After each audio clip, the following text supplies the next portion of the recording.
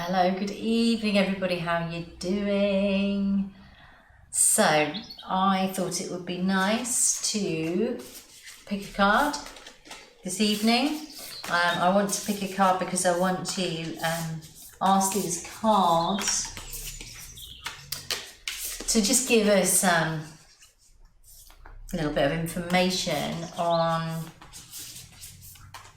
what's going on, what's happening in this world. It's really bonkers at the minute, isn't it? So, we've been in this situation for a while, and in this country we're ongoing, and in other countries they've started to change things a bit, started to move out of this situation a bit, and we've all been, doing the right thing. We've all been staying, I'll say the right thing, we've been doing the thing, we've been staying at home, we've been doing what we've been asked to do, and for some people that would have been really difficult.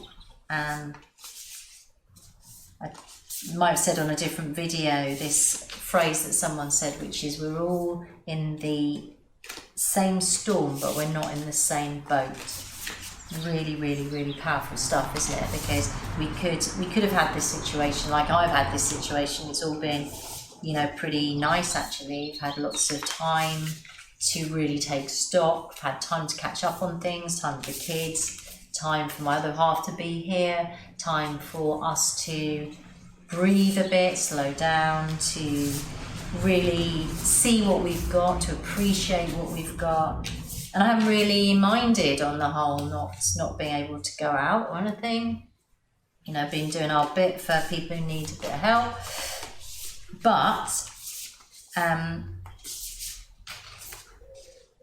But now, personally, I'm starting to feel it a little bit more, and I feel it a bit more not because of the staying at home, because as I say, for me that's quite nice, but I feel it a bit more because I'm just very unsure of the narrative, and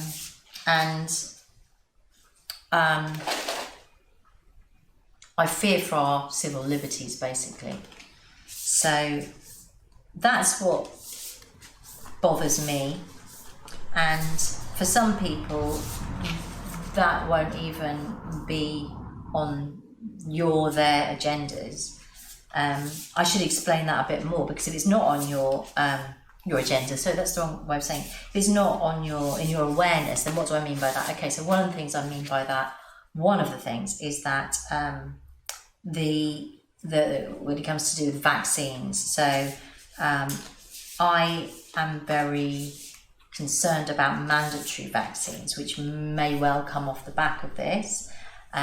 Why, you could say, well, why are you concerned about that? Well, I'm concerned because I'm very skeptical when it comes to what's put into vaccines, and I've done a fair bit of research, and over the years, this isn't just recently, and I'm not very keen on what I find out, and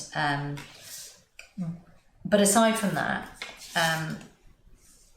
even if it was that, the vaccine itself was absolutely proved to be safe and, no problem at all, I just feel that on a fundamental human rights level, we should be able to say what goes into our body and what doesn't. Because once you give that away, you've just given everything away.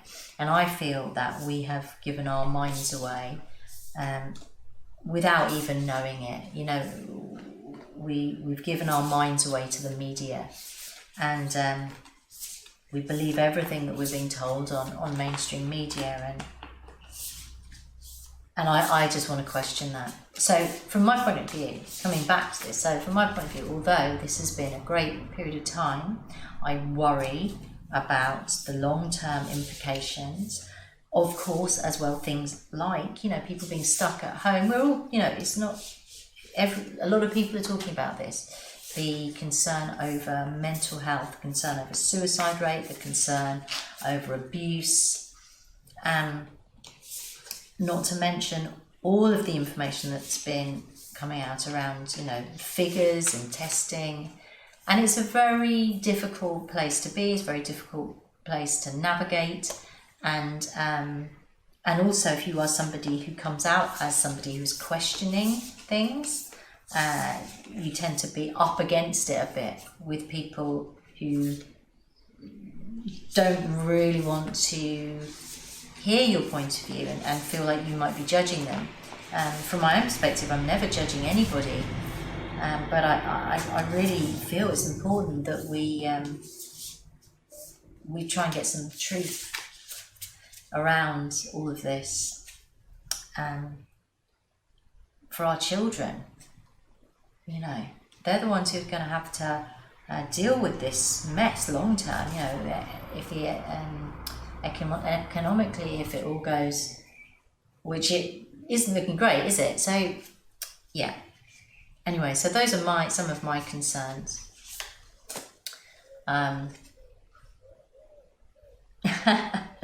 it just says, open your heart, open your heart. And it's interesting because this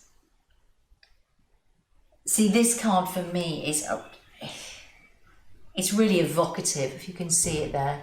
So it's a lady, and then there's the swan around her, and it looks like he's sort of got her at the throat. I mean, she looks, it's very nebulous.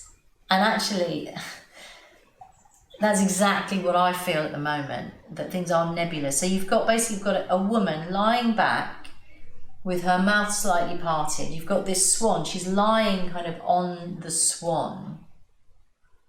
But he looks as though he almost could be, strangling her. And then behind you've got a man, but you've just got him very transparent. It's like he's sort of embracing the girl. And then behind that, you've got the full moon. It's just been a full moon. And then in front, and what almost looks like maybe the swan's egg, you've got a little picture of beautiful little children, again with wings. So, yeah, it's a really interesting, it's so evocative. The thing that it really brings to mind instantly for me is this card is Leda and the Swan, and that's a poem. Forget who wrote it. It's basically about Leda being raped by a swan, as far as I remember it. And isn't the swan Zeus in disguise? So that's what comes up in me.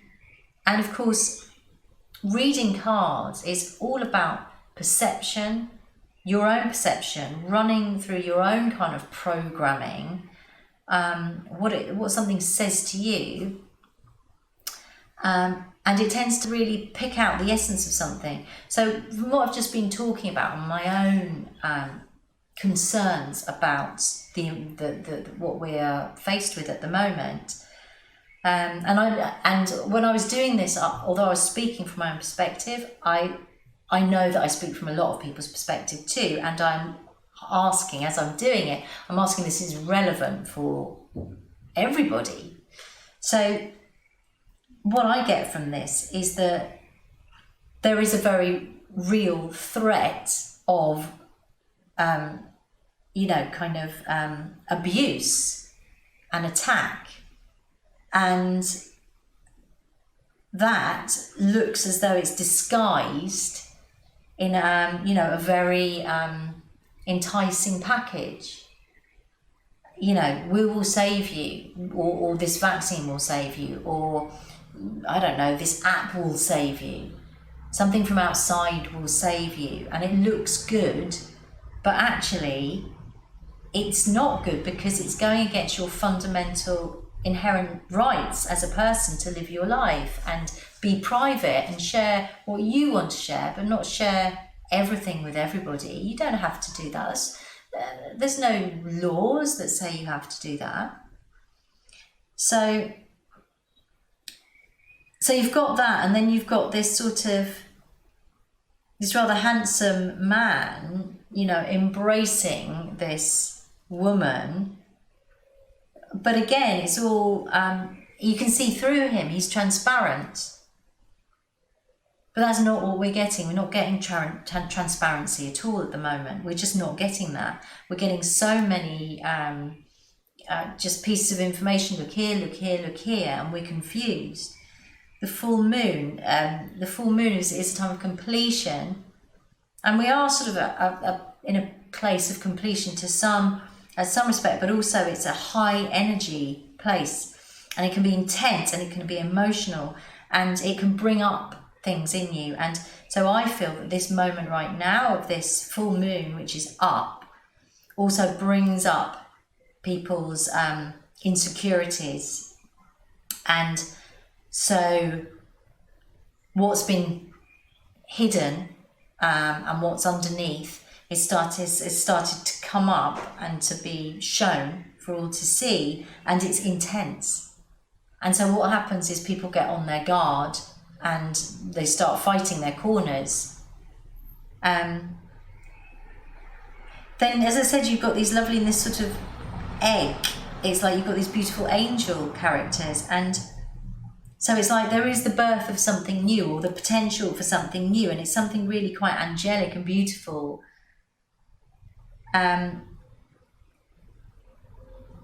But as yet it's not it's not birthed fully. And I would like to think that this is the birthing of our new age.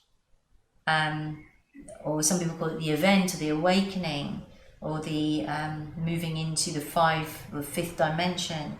So this is when we start to, this idea of the new earth, if you like, when we start to operate from a place of love and kindness and compassion rather than fear and greed. And that's a natural process of evolution, and many people feel that that's part of what's happening now. And I feel that too. I feel like we can absolutely start to embrace a new way of being, and this is teaching us some really valuable lessons. But also we need to die a little death. And as I say, it's interesting. I don't think, it's almost like she's in absolute surrender. That's the other reading of this. She's totally surrendered because she's being held by this man, and this swan is actually looking after her. She's totally surrendered. I think that there is a sense that we need to not surrender in terms of do nothing, but surrender in terms of surrender our programming in our conditioned mind. Really start to ask questions, and not to shut people down because they have a different opinion, but to just entertain those opinions and have a look at them for ourselves, and and surrender to the idea perhaps that what is masquerading, and again this smokes and mirrored, as being something that has got our best interests at heart, you could say the government or whatever, may not have the best interest at heart. And that's not to place judgment upon any one person or any group of people. It's a natural play out of lila in yoga terms, of the play on earth. And we are a planet of polarity, meaning we are a planet where we have opposites. We have dark and light, we have male and female, we have good and bad. And although these are all good and bad, are really sort of man-woman-made constructs, aren't they? In and of themselves, they are just what they are. God or creation, divinity created everything as it is. And it's us really who've labelled what it is. But to come back to this planet of choice, this planet of polarity, duality, and it's a useful construct for us, because without it we wouldn't be able to see what we needed to see, learn what we needed to learn. So although in yoga we try and release judgment and don't work, try not to be too judgmental over people or things, there is a place for a measurement, if you like, because it allows us to compare and notice in our bodies what feels harmonious, peaceful and right, and what feels, difficult, uncomfortable and dark, if you like. So I have to make the analogy of, if you were in a cellar and you got a bright light, a bright torchlight, and you swung it around into a corner, and this beam of light hits the corner, you're going to get all manner of things scuttling out, aren't you? The shock of the light. You might get, a little beetle or some woodlouse, like you take a stone off, things scuttle out. So whatever has been hidden from view, once light comes onto it, you can see it. It becomes visible. Okay, so that's a measurement, isn't it? I can see that now, and that's become visible. All right. So and without light, dark couldn't exist, and vice versa. So in terms of good and bad, as I say, if you do something kind for somebody and you do it because you want to help them, so your reasoning and your intention behind it is pure, that will be a heart chakra based action. I want to do this because I want to make you feel good.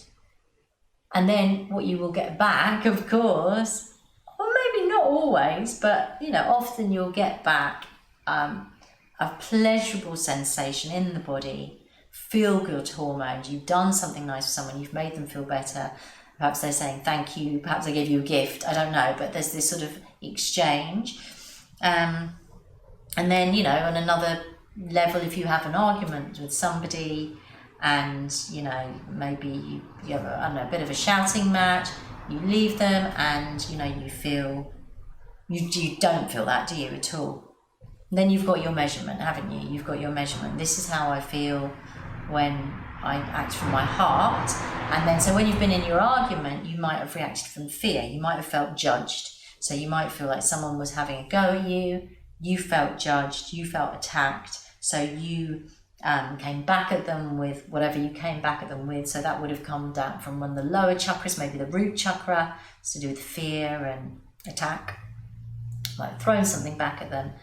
And then afterwards, you usually have that, either you feel kind of depressed and low, or you might feel more angry, but whatever it is, the body is no longer in this nice sort of, harmonious state. You've got tension in the body, you've got tension in the jaw, your fight or flight hormones started to pump up a bit, cortisol's going through the body, stress.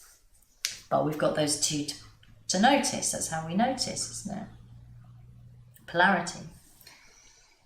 Anyway, so yes, so that's the way I'm reading this card when I look at the image. And then to just bring this really pretty much to a close, I think, is open your heart is the wording. Number 10, open your heart. So 10 is a completion number, isn't it? 1 is a completion number.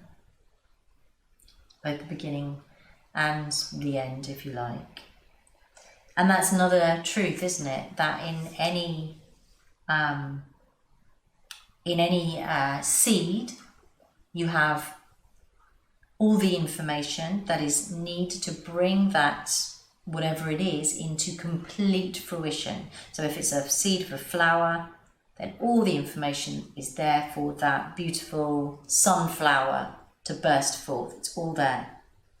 And in the same way, you've got the seed of potential in a situation, and that situation can burst forth and release all of that potential. And within that potential, there is potential for good and bad, dark and light. It's all in there. So in this potential for, so we could look at it from, duality. So in this situation, are we looking at, a bright new world where we're all, much more generous, kind, we, look after our friends and our family? Or are we over here whereby this fear has really taken hold, and we have said yes to, handing over some of our human rights, and then because we've done that and we're feeling disempowered, we start to, not have harmonious relationships with our friends and families, and there's a judgment maybe between people who, are sort of happy in the situation, people who aren't, differing points of view, etc. So that's our polarity there, and this seed has it all in it, doesn't it? It has it all in it. It could be either, or it could be something in the middle, whereby these two timelines kind of merge, and we get to a place where actually we're all okay with it, and it's all in here. But coming back to open your heart, that is the number one and the number 10 and the $100,000 million spiritual achievement, is to open our hearts. Because actually, if we open our hearts, whatever we do in this situation, and however we react or act, if we are acting from a loving place, then coming back to judgment, we're able to take someone else's perspective and accept it, because we are coming from love, and we are able to offer our own perspective without expecting or without having a real desire to throw it at somebody so they have to believe our viewpoint or do what we want them to do. But because we feel as though we're really embedded in the lotus of the heart, we're able just to give it. This is what I feel. This is what you feel. We come from the heart, we dance around the hearts, and we want the most harmonious result possible for all of us, for all beings. For all beings. So, anyway, that is my little Saturday afternoon reading on Open Your Heart. And the card comes from Nature's Whispers. Lovely deck, just so you can't see really because of the camera. I haven't got it really close, but there's so much detail. They're Angela Hartfield and Josephine Wall. I think it's Josephine who does the pictures. So that's that. And actually, I've done my own reading, but let's see, just quickly before I go, what it says. The truth of our world, nature and environment, is love. This is eternal love and makes no demands. Well, that's what we were just saying, right? Has no expectations and does not place limits or conditions on us. There is an opportunity for each and every person to experience love at the deepest level if they're willing to be open. Love can and will flow into your heart, but only if you allow it. So if we get too bogged down in our way of thinking, we get locked in the mental, the mental fields, and we kind of lock up the heart to a degree. It will change your perception, nurture and hold you, and give you even more strength to endure hardship. So that, for many of us, is a truth now. There's hardship coming into the heart. Take a moment, open your heart, and allow love to bring you joy, serenity, renewed energy, passion, and total unrelenting happiness. Well, that sounds great to me. Absolutely beautiful. So, thank you so much for having a look at my little card reading this evening. and I'll see you soon for some yoga and some whatever. Okay. Oh, remember, subscribe, please, and make any comments you want. Bye.